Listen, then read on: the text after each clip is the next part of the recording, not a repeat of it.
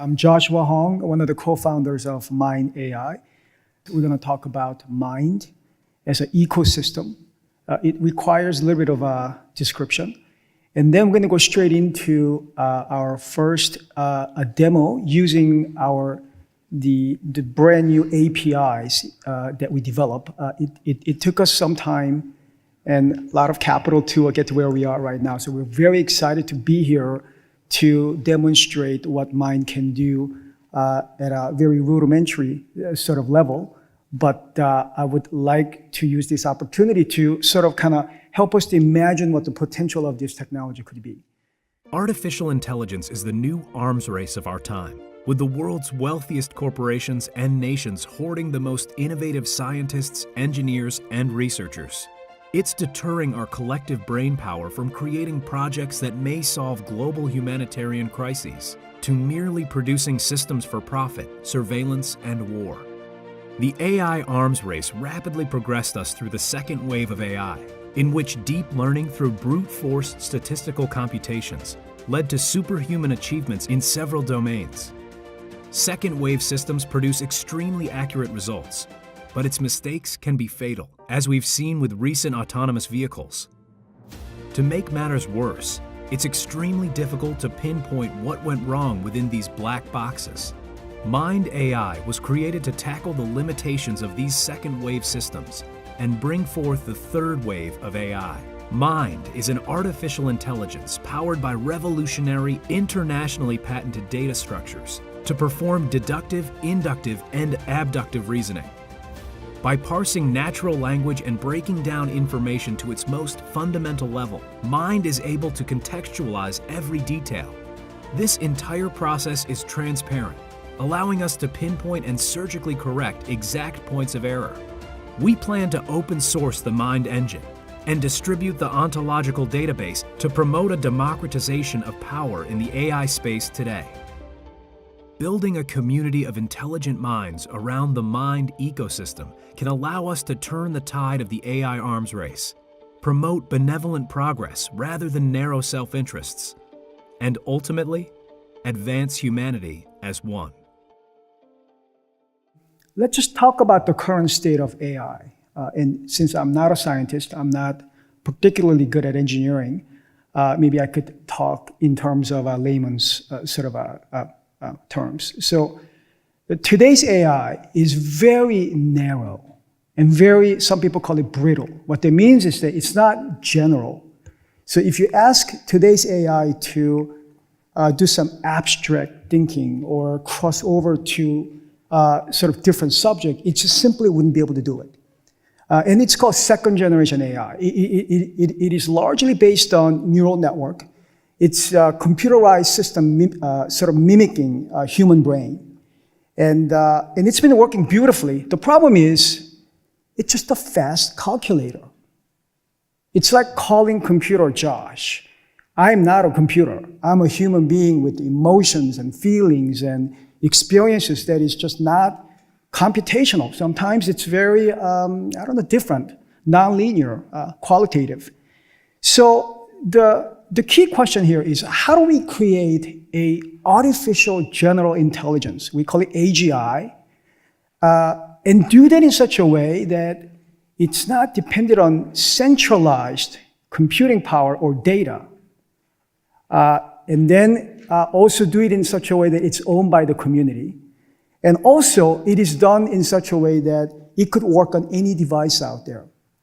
And it's a very sort of tough challenge. This is sort of a moonshot. And the reason why we're here is not to tell you how amazing our solution is. It's actually quite the opposite. This is a very humbling kind of position where we come to you and said, this is a set of new approach, and then we seek your advice, we seek your participation, because this is an ecosystem. And the only best analogy that I could use is this particular game that I developed 10 years ago. And I ended up building the game. It's an online game with the characters and swords and what have you. And I grew that game to 27 million sort of gamers. That was back in 2008. It took me about 4 years to build that business. As I was building that business and that game, I took a very rare insight that the game that I thought I built actually isn't or doesn't own by me. It's owned by the community. It's owned by the gamers who participated, who put their sweat and toil, building their character, their experience. It's that collective experience we call online game that is owned by the community. I happen to be the steward of that ecosystem. And we're trying to do the same thing in AI space. So to really get to the core of our approach, we need to start with this simple question. What is reasoning? When we say we could reason, what does that really mean? It means that, to me, personally speaking, I could gather data or facts, and based on that, I could hypothesize. And then I could either prove it or disprove it using other evidences. And then I come to a conclusion. It's a typical scientific inference process. Unless a machine or human can do that, you cannot call that reasonable or something that is capable of reasoning. So in order to create such system, we had to start from the get-go. Very, I would say, ground zero. That is, we needed to start with the brand new data structure that our machine can understand. It's like, if you talk to a French person and then you try to communicate that person with Korean, it's not going to work, right? You have to speak in French. If you want a machine to reason, then you have to give that machine some kind of tools, its own native language per se. You can't just feed unstructured data into this computer, hoping that somehow the computer will understand. They may not. But we think that the better approach is give them a new language, or new data structure. And we call that canonical. And what that really kind of boils down to is it's got this three triangular structure. It's got primary, and then it's got resultant. And then this primary resultant is actually varied by context. It's like when I say, I love you, that simple statement may have a different meaning depending on context, right? So what we're saying is any kind of human logic or statement can put into this new format called canonical. Again, primary, resultant, and context. And these are actually mathematically formulated structure. And we actually have an international patent on this. It took John Doe roughly about 10 years to, let's just say, discover this approach. And our sort of proposition is, why don't we use the power of crowdsourcing and then convert all the human knowledge into this canonical structure? Once we do that, the machine can start to reason. And I think the best way to think about it is like, if you look at this, our world, this atomic structure, physical world, everything can be deduced down to elements. Oxygen, let's say hydrogen or iron. And each of these elements has its own molecular structure that is very unique. And as you build these elemental structure on top of each other, it starts to create this synthetic structure. And then that's how we created this material world. We think that human language or logic or argument can be done similarly. But we have to start from this brand new data structure called canonical. And once we do that, then we can now start getting to this third wave of AI. That is, the machine can adapt based on context, just like humans. And it's a very powerful approach. And also, we want the system to be transparent. That is, if you go from, let's say, point A to point B, we ought to be able to backtrace and know exactly how the conclusion was drawn. today, if you look at, let's say, Google DeepMind or IBM Watson or anything that is neural network based, it is not traceable. We have no idea what actually happened inside the box. And this is why we run into this risk of building something that could possibly be Skynet. And once we build this thing, then we're hoping that it can self-learn. And to get there, we're basically applying this power of community. That means we spend our time and our capital to build this unique, let's say, canonical structure. But that is actually detached, separated from what we call ontology, or let's say data. And this data can be stored on a blockchain. What that means is that it's literally owned by the community. The company doesn't own it. And anybody and everybody who participates putting this ontological entry onto the blockchain, they actually get rewarded with our tokens. But again, it's separated. So every time this, let's say, CPU or the reasoning engine wants to do something, it has to go through a certain process, grab this ontology, and then come to a conclusion. And there's a certain sort of token economics that governs the entire sort of behavior of the system. So the key concept here is that we have these two separated systems. Another way to look at it is this concept called kill switch. That is, data is separated from actual CPU. It's important because if you combine both, and if that combined system decides to turn its back against us, nothing can stop it. So by separating the two, and then put some kind of governing system, let's just say ethics board, that regularly comes with some kind of guiding principles, and if the system decides to do something questionable or anti-humanity, the kill switch concept can kick in and stop the mechanism to function. Also, we intend to ultimately make our system open source.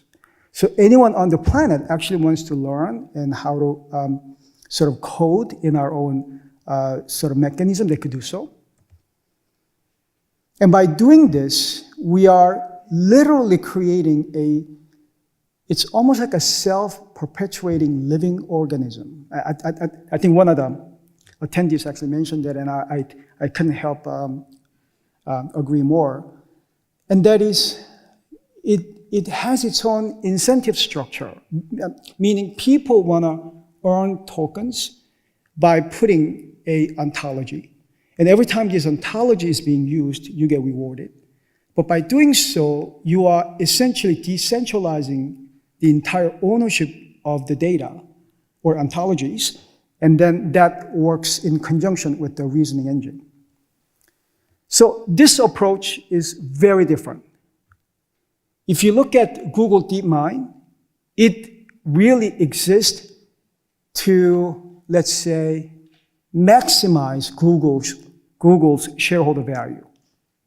That's what Google stands for. In the end, on Wall Street, when their stocks being traded, any kind of AI development that they do, they're really creating, I would say, very sophisticated banner advertising system.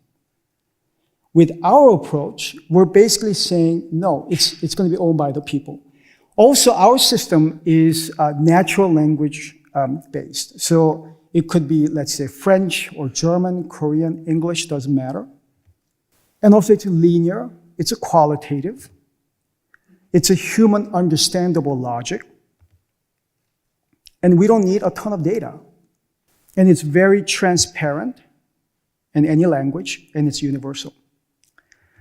So our team have been working very closely together for the past, I would say, 2-3 years, but the actual research has been around for more than 12 years. And we bring some of the best scientists and engineers from top schools around the world. And we're also being mentioned in some of these news medias out there. And this is our team. This is actually the leadership team. And except Paul, all three of us are already here. And we would like to give you a live demo. We wanted to actually show you exactly how our system works, literally code by code, line by line, how the logic is being constructed real time. I would like you to actually read the entire, the single page that we handed out to you. It is the first chapter of The Little Prince. Based on that, we're going to interact with our system. So please take the time and read. My name is Delight. I can think and learn on my own. Okay, so let me just kind of set the stage. It's going to look a lot like typical chatbot. And so it takes a little bit of a sort of understanding of our system in order to really kind of appreciate what we have done. And when you interact with chatbots, typically the way this type of system is built is based on this thing called decision tree. So any possible permutation is actually hard-coded in form of decision tree. And then either true or false, you go through this kind of each level, and then that's how a certain conclusion is made.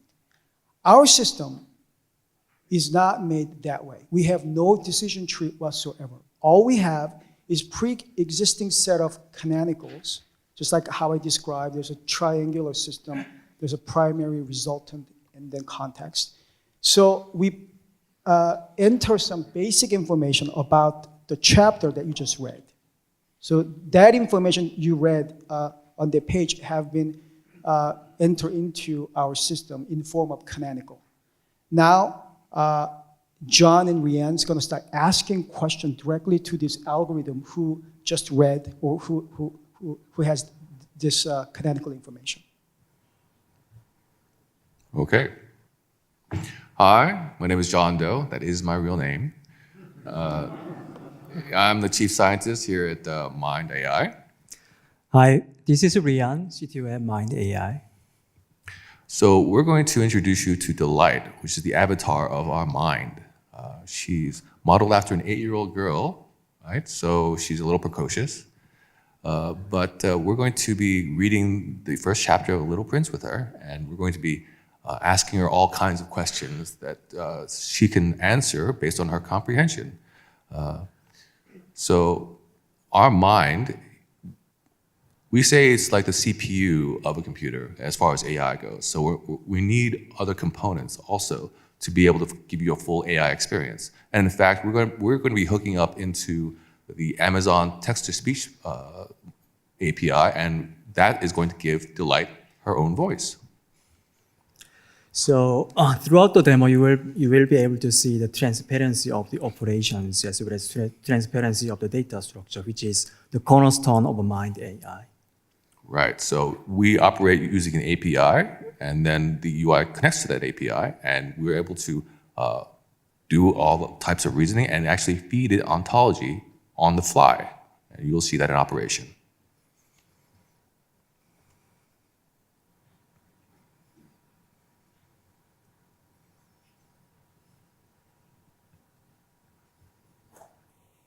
What is on your mind? Right, what is on our mind? So you see as the left panel, the Little Prince, the text that you have all just read, I hope. And we're going to be going through that. All these sentences have been given to Delight, to Mind, and we have formed canonical structures with all these sentences. In the middle panel, we have ontologies. Okay, so we say we have definition and predicate ontologies, and these are all global. So what we're saying is these are sort of general information that doesn't really change about the world. And note that it is actually, those are the actual ontologies. Those sentences are the actual ontologies. So when we give this over to the community to be able to enter their own ontologies, they don't need to learn like a markup language, some sort of programming language to give us new information. They can just tell us what it is. So you can look and see the canonical structure. These are very simple structures for the definition ontologies. Like A is a B with C, boa is a large snake, right? or child is a young person, right? And these are the canonicals that are formed. The other types of ontologies are called predicate ontologies, and they're a little more complicated in structure, but they're still not that difficult to understand, right? Those. We say quickly that this is at the top, what we call a preparation, at the left, a rationale, at the bottom, a cause, and at the right, an effect. And the bottom two, these are where really the rubber hits the road. These are one way we can model cause and effect. And we'll see that as we go. All right, so we can start asking Delight questions, like a simple question. What is a boa?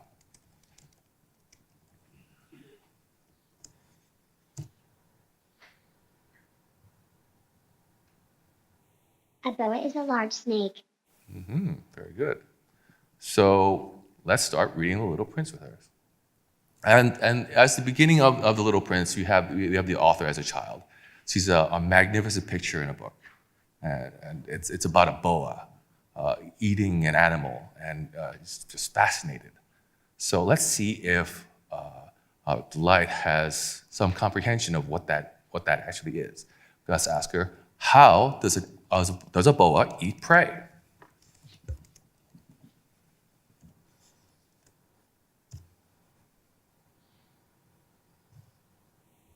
The book says that boas swallow prey whole.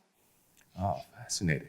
So we're going to open that up, and we're going to show you what is happening under the hood. Right here. So this is that question, how does a boa eat prey, put into canonical form? So you see how these things sort of seem out of order, right? But they're not. Even though a canonical can function when it's not fully filled in, it's very important in what place, in what position they are placed within the canonical, because that gives it at least some of its semantic structure, of some of its meaning. So you see here, how is at the bottom, but how does a boa, and a boa we know is a snake because we've defined that, right? How does a boa, a snake, eat prey? And we have highlighted snake eat prey for a very good reason. Let's go down. So it comes to the predicate ontology, predicate canonical. So here at the right, is the effect. Snake eats prey. So we're asking, how does a snake eat prey? How does a boa eat prey? How does a snake eat prey? And that's the effect. So that if the effect has happened, if we're trying to find that, we need to know that the cause happened, because that's how cause and effect are linked. So therefore, we need to see if the snake, the boa, swallows a prey whole. And we're looking for that in the text, to have an instance of that in the text so that we know that that cause it has occurred in the text, that instance of a snake eating an animal whole. So that's our answer. So this is very important to know that, this canonical structure means, is prey as a whole means it's a prey which deductively satisfies our data structure. So if you can see here, we have modeled our the reasoning capability, which has deduction, abduction, as well as inductions. Okay, so this inspires our author as a child, and of course he draws his own picture. He draws his own picture of a boa digesting an elephant. Now, so then goes to the adults. So what does the child ask the adults?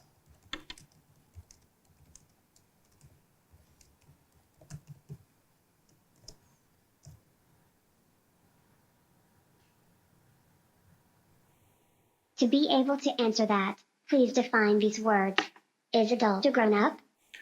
Right. So as we said before, she doesn't know everything. So that the word adult is not actually in the text.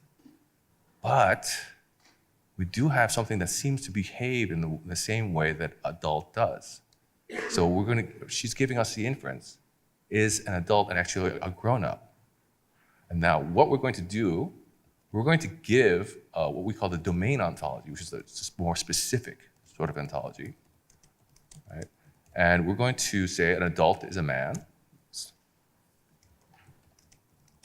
and a man is a grown-up,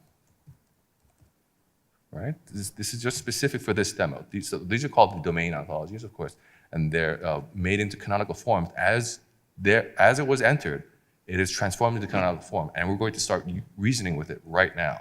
So we're going to ask that question once more, now that we know what an adult is.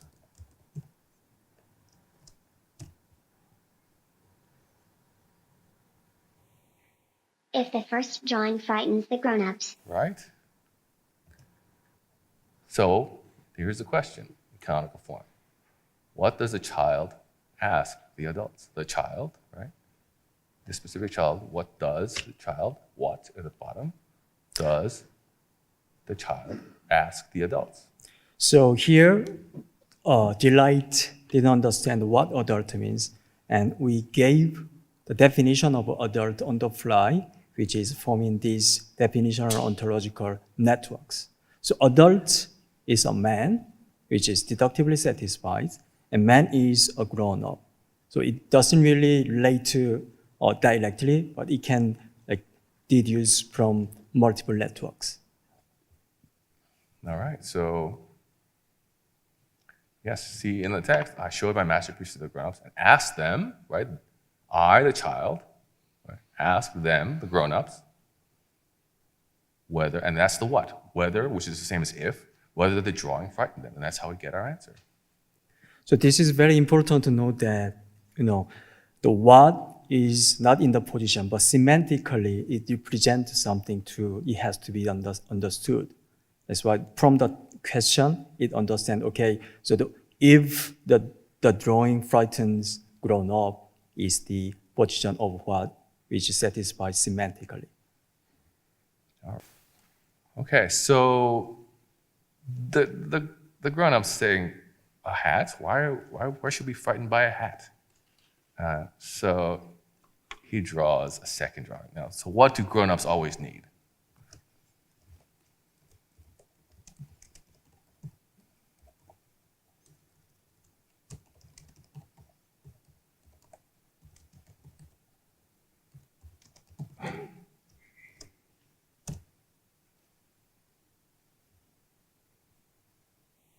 the grown-ups always need explanations of things. Right. The grown-up always needs explanation. Let's see if you can see how that works. This is a rather simple resolution. Right? What do the grown-ups, what do they need, always need, right? And then we resolve that pretty simply as that is the what, semantically. The explanation of things. We always need the explanation of things. They don't understand, they don't see by themselves. Okay, so therefore, he shows the second drawing, and then after he shows the second drawing, becomes disheartened. Let's see then what happens. Who learns how to fly?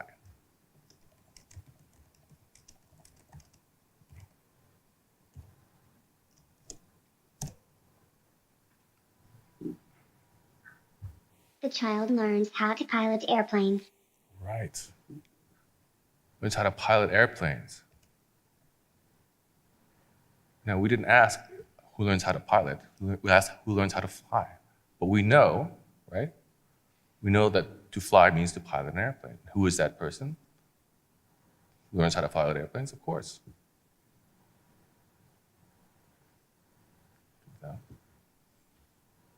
It's the child. The child learns to fly, to pilot airplanes, to fly. He knows how to fly now. Hello, everyone. It's Paul here. I'm going to be playing devil's advocate for a bit. I'm sorry I couldn't be there in person today, but so John, what's the difference between a decision tree that is pre-programmed and mined right now? Because right now it seems like we're searching for word patterns. How is it? We're not searching different? for word patterns. We're searching for meaning, because this is how meaning is defined with us. Meaning can be seen as a change in state, which is sort of like a change in potential. And it's not, a decision tree doesn't actually seem to understand the meaning because we actually have grounded meanings in the position they exist within a canonical. And because of that, they operate in a certain way. So it's not a binary decision tree. There's a lot of programming terms that describe it, but it is a unit of reasoning in that the types of reasoning that a human being does is replicated in that structure. So Yes. let's see, does the pilot still have the first drawing?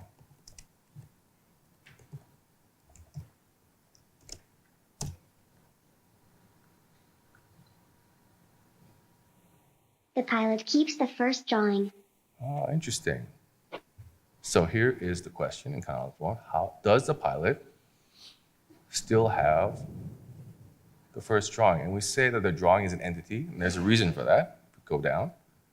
So we're invoking this predicate canonical, right? At the right-hand side, you see the effect. Person has still the drawing, right? And then we know that, oh, you know what? The person would keep the drawing to still have the drawing. So that's why the entity was important. That entity is actually the drawing. The person, of course, is the narrator, the pilot. So we can ask, why does the pilot keep the first drawing?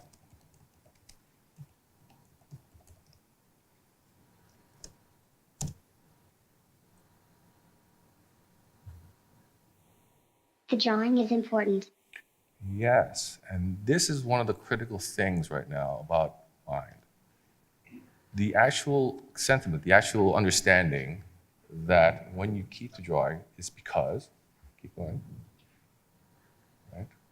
The pilot keeps the drawing because that drawing is important. This is an ontology we've entered. This is the kind of common sense reasoning that we need to put into mind so we can understand things that come along with us. Of course, that makes perfect sense to us, but the machine knows nothing. The machine needs to know that this is how things work in the world, and that's the importance of being able to let everyone put in their 2 cents, being able to understand with us things that exist in the world and why things happen.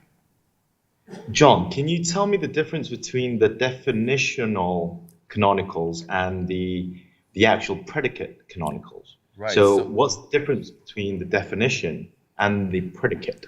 Interesting enough, so they're both based on the canonical model. So what we're saying here is there are many types of interpretations that you can take of the canonical model. And the definitional ontology is one of the ways it can be interpreted, but it's also the same canonical structure that is the predicate canonical. Now, the difference is that mostly in the definitional model, we're talking about the abductive. This has something, and that it is something, and the deductive. And that's Aristotle's definition. The definition A is B with C. Predicates is more of the causation, right? We call it the induction model. It's a little different from what you think of as an induction because the induction has already been made. We're not making new inductive models. That is the inductive models that we're following. And that is actually causation, it's action. And that's more reliant on the bottom link to be able to perform. So that's the main difference between the definition and predicate canonicals. Okay, thank you guys. All right. Okay, so I want to make a one. Thank Yeah. you. I want to make one last comment because it's really hard to appreciate when you see a demo like this because it's so common to sort of kind of fake it. But what you're seeing is a DNA, the very first DNA being encoded in terms of this AGI ecosystem being built. Imagine we do this billion times. Imagine Wikipedia full of information reconstructed in this format, the elemental level, and the machine can now manipulate this information like a Lego blocks. And each argument, each logic, or certain sort of situation can have its own geometric canonical structure, and the machine can use that as a way to infer other sort of conclusions. So it looks deceptively simple, and again, it looks like a chatbot, but to us, this is a revolutionary because it's a very different approach. Thank you.